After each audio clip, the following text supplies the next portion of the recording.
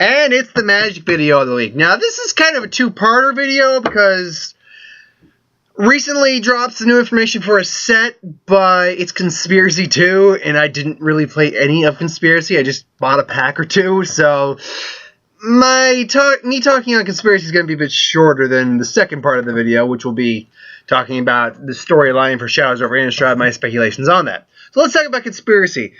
I give them full props for how they marketed the announcement of Conspiracy 2, which was originally the reign of Brago, who was the spirit king of the plane of Fura, which is where it takes place, and instead gives us, oh, no, never mind, sorry, it's called Conspiracy 2, The Empty Throne. We see a picture of Braga getting stabbed in the neck with, I assume, a ghost-killing spike thing by some character who has obviously probably dethroned him, and it's now The Empty Throne. So, from a story perspective, I give them full props for that. That was very well done.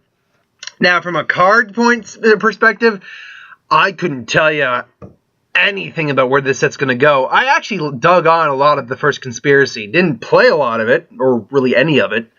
There's a lot of good stuff there for multiplayer, like Draft and Commander stuff. That was a very big Commander set, actually, from what I understand. But it wasn't something that I liked. I don't draft at all, really. And I just didn't get around to buying it, because it was also slightly more expensive than your normal pack. And give me something to do with my hands. Slinky. It was slightly more expensive. In fact, you can still get Conspiracy packs. They still have them. It was extremely well received, but it's not sold out or anything. But it's just like Theros was overly well received. You can still buy Theros. You can still buy Return to Ravnica, normal Innistrad packs. You can still get a bunch of packs. Instead, you go online, you can technically buy a pack from every set that's ever been released. So it's not like there's a shortage. It's not like Modern Masters where it's only $10 a pack, which is absurd. I've only ever bought like one pack of Modern Masters for $10. That's one of those things where it's just more cost effective to buy the whole box.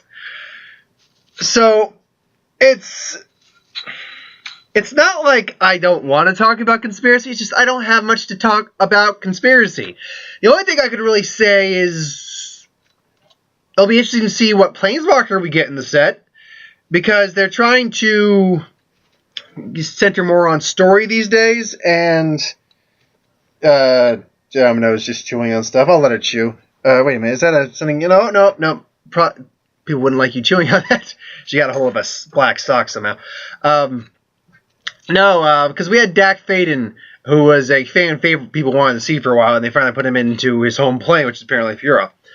And he was fine. He did stuff, not amazing stuff, but stuff. And he was more or less the centerpiece of that set. Who we get for this one, for the plants, is Dak coming back? It's going to be a self-centered story, or like a self-contained story. And there's Domino. She's not being as disruptive this time, though, so it's okay. I don't think I'll have to redo the video. Am I going to have to redo the video? Are you going to? No, I don't think you're going to make me redo the video. Okay. No, so, and there was a someone on 4chan. This is going off tangent for the video, but someone on 4chan said they had information saying that the next set would be an Egyptian themed set.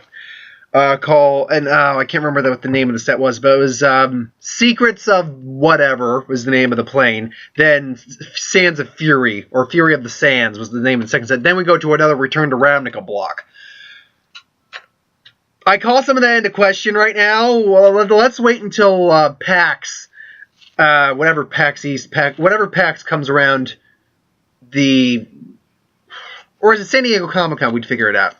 Whichever one that's going to spoil the next set, let's wait till that happens before we see if that guy was right or not. Because if he's right, the next set is an Egyptian-themed set, and they said like with gods and things like that, then I'm going to have a little bit of a complaint on that, because I'd like to see a couple more new planes before we go back to another old one. But that's regardless. Yeah, that's really all I can say on the Conspiracy. The artwork still looks great. The artwork usually looks great for these sets at these points, because they have a great team who works on these things. But now to the second part and more interesting topic to talk about. while we don't actually know the official story for Shadows over Innistrad, we can glean hints of it. We know Jace is on the plane. We know Nahiri's on the plane. She's pissed off at Sora. We know Liliana's going to be there. So we know 3 of the 5 major planeswalkers are going to be there. And we know something is going on with the moon. Hence, Eldritch Moon is the name of the second set. Now, with the newest Uncharted Realms, we get at least an idea of why Jace is on the plane. They beat the Eldrazi. They defeated Ulamog and Kozilek, and they're dead. They legitimately killed the Titan. And Ugin shows up, and he's legitimately pissed. Because, I told you not to kill them!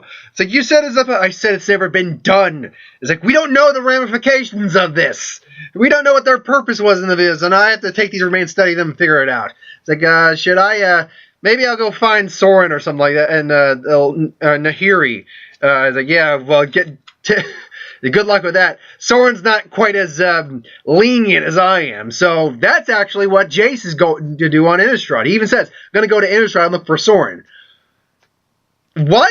Now, great, he's probably going to be on the plane. But why does he automatically assume, just because he's from Innistrad, that he's going to be on Innistrad? He was in Zendikar the first time we saw him. He went back to Innistrad. Then he went to Tarkir. Yeah, for story purposes, he's probably going to be on Innistrad, but why do you automatically assume he's going to be on Innistrad? There is literally a multiverse of planes this guy could be on, being a Planeswalker. So, yeah, that's my little gripe on that. But it does give us some hints of where we're going in the story block for Shadows over Innistrad. 1, Jace is looking for Soren, the Markov Manor. Nahiri, I think, is actually going to be the antagonist of the set. There's a line of text, flavor text on a card, and let me see if I can get that card's flavor text up, because it's a blue card. It mentions Tamio as well. I don't think Tamio's on the plane anymore. I think Tamio studied all she can about the moon, and now she's gone. So let's see here. What was the card? I can't remember. I know it was a blue card. I think it costs like 3 generic, 1 blue. So let's see here now. Excuse me. So let's see. Is this it? No, that one's not it. Oh, come on. Where are you? Where are you at? Where are you? Is this? No. Oh, wait. There it was. It was pour over the pages. And the line of text is, I'm certain that the fate of Markov Manor is connected to these cryptoliths. This Tamio was onto something. So the moon is playing a factor in this, and we know for a fact Nahiri's more or less the one who probably destroyed the Markov Manor as a revenge against Soren for letting Zendikar fall. My sister got him, so I'm going to wrap this up. So, Nahiri's the villain. Jace is looking for Soren. There's going to be confrontation between 3. Liliana's in there for some reason. Whoever the green planeswalker to balance this out is yet to be revealed. So, it's interesting to see where this is going to go. Now, thanks for watching. I hope you enjoyed. Like, comment, share, subscribe. As always, if you want us to review something, put in the comments below. Let us know. We'll do a review of it at some point. I'll be back in a little while with my Star Wars.